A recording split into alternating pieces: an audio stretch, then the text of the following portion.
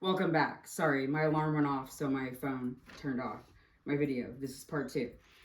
Um, every time you go to court, you get a court report with CPS, and these were in my first two within like the first 3 pages.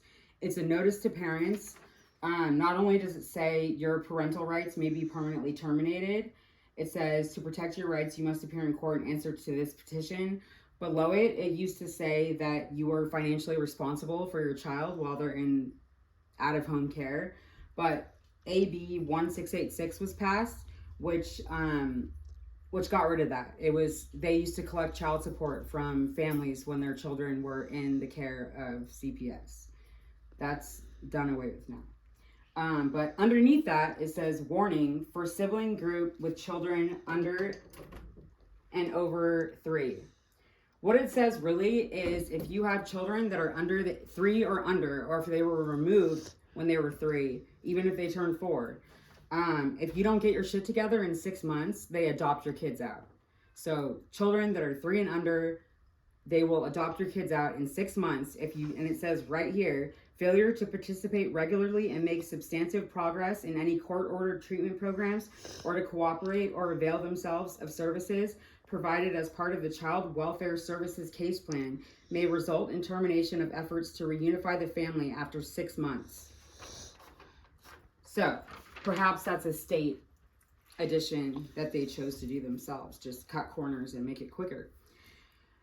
Okay, so back to this. Particularly, many parents involved in the public child welfare system have problems with either drugs or alcohol. The timeline is unrealistic for many parents struggling with addiction, where relapse can be part of recovery. Nonetheless, the child welfare system looks at treatment completion above all else as an essential indicator that a parent is successful. Furthermore, 80% of parents who have their children removed involve neglect, not abuse. Neglect is defined by poverty, disability, homelessness, incarceration, drug addiction, mental illness, and even a parent's status of victim of domestic violence. The system favors family destruction despite precise data that children are irreparably damaged when separated from their parents. As a result of the pandemic, a few unplanned experiments yielded surprising results. When schools closed, some feared that hidden abuse might occur without the watchful eyes of mandated reporters. Alternatively, New York City's Child Welfare Agency reported a 51% decline in child abuse cases. Also, a study out of Georgia found that monthly child tax credit payments made to families during 2021 resulted in fewer children visiting the emergency room with abuse neglect-related injuries. The investigation process of Child Protective Services is a massive intrusion not only on family privacy but the individual as well. Some are calling for confidential reporting to protect family privacy and reduce the number of false claims. Based on national numbers published through the U.S. Department of Health and Human Services, focusing on anonymous tips only, the number of false reports is estimated at 96%. For every case where abuse or neglect is determined to be present, a staggering 24 innocent families are subjected to the trauma of unnecessary and evasive investigations. This behavior is referred to as weaponizing CPS. I personally have experienced this, and when you go to court and you have a CPS case, they use every unfounded claim against you. So I have a crazy mother who called repeatedly and remained anonymous, and my ex-boyfriend's mother is like the devil's daughter, and Denise Mercado, but she called CPS as well. And so when you go to court, it makes you like a high risk to have your kids, just the unfounded claims. So those matter if you get a CPS case. The Parental Rights Foundation is working on a model to replace anonymous reporting with confidential reporting. With confidential reporting, the caller can remain unknown to the person they are making the complaint against. Still, they must give the Child Welfare Agency their name and other identifying information. Confidential reporting far outweighs any benefits, if any, of anonymous calling. In cases relating to childhood trauma, in 5 out of 6 instances, the trauma that is present is caused by the investigation itself. This trauma has sometimes led to children being diagnosed with PTSD.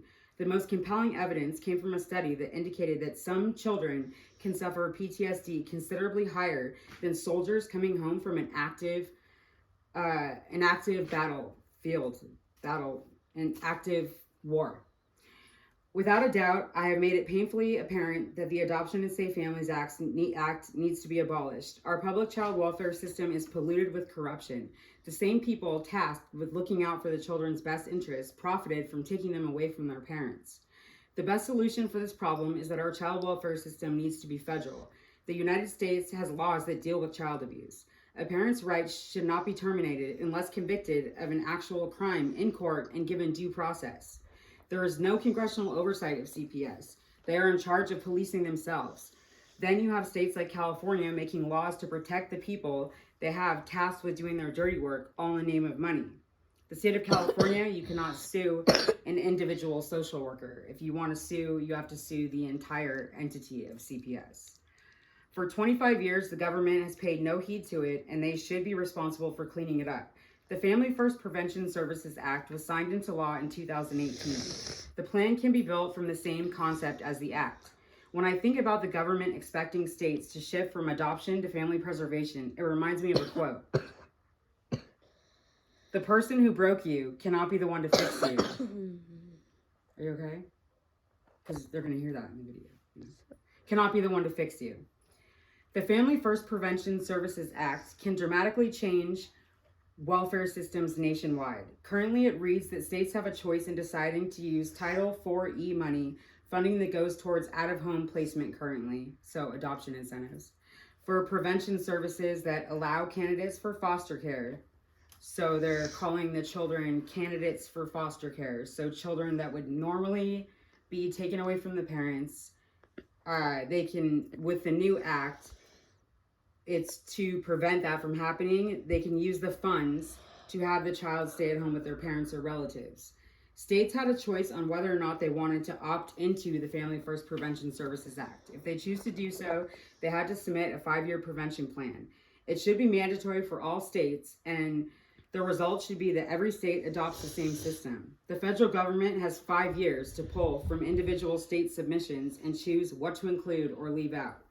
California chose to opt into the FFPSA. They submitted a 5-year prevention plan. Several focus areas must be addressed, but the goal is an overall shift in the child welfare system. Instead of focusing on child protection and the foster care system, it would move towards a child and family well-being system. The Center for the Study of Social Policy designed a framework known as the 5 protective factors, which include parental resilience, social connections, knowledge of parenting and child development, concrete support in times of need, social and emotional competence of children. They are protective factors within families that have been shown to increase the likelihood of positive outcomes for children and reduce the likelihood of child abuse and neglect. There will be community-based programs to help implement the 5 protective factors. I feel incredibly optimistic after looking at how detailed the plan is. Overall, change is possible, but nothing changes if nothing changes. If there is going to be a new approach, it should come with creating a new agency. An agency